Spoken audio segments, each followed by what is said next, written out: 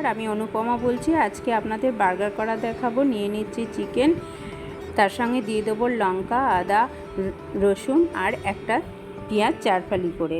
আমার ভিডিওটি যদি আপনাদের ভালো লেগে থাকে অবশ্যই লাইক, কমেন্ট এবং সাবস্ক্রাইব করতে ভুল করবেন না।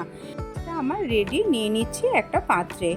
আপনাদের ঘরে চিকেন থেকে থাকলে কোনো গেস্ট আসলে এটা চটজলদি করে দিতে পারবেন। এটা খুবই টেস্টি, বেশি উপকরণ লাগবে না। নিয়ে নিচ্ছি নুন, হলুদ, লঙ্কার গুঁড়ো, বেসন। আমি এটাকে ভালো করে এখন মেখে নেব। খুব ঝটপট এটা হয়ে যাবে। এবার ভালোভাবে মেখে নিলাম। মেখে নিয়ে এটা একটা শেপ দেবো, দিয়ে সমান টুকরো টুকরো করে নেব।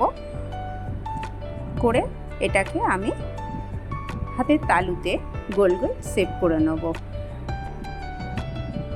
আপনারা যেরকম খুশি সেরকমই এটার আকৃতি দিতে পারেন। আমি এইভাবে করে নিচ্ছি।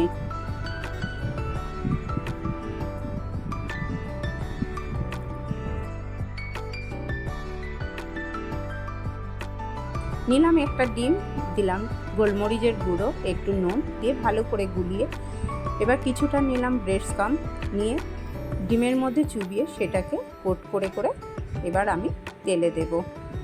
তেলে ভালো করে একটু ব্রাউন কালার করে ভেজে নেব। ভেজে এই যে ভাজা হয়ে গেছে।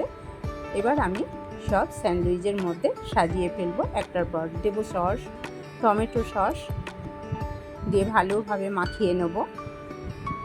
তারপরে দেব মিয়োনিজ দিয়ে ভালোভাবে মাখিয়ে নেব। দেব পেঁয়াজ, টমেটো, ঘরে যেগুলো ছিল সেগুলো দিয়েই আমি এটা করে ফেললাম। দিয়ে দিলাম একটা স্লাইস করা চিজ।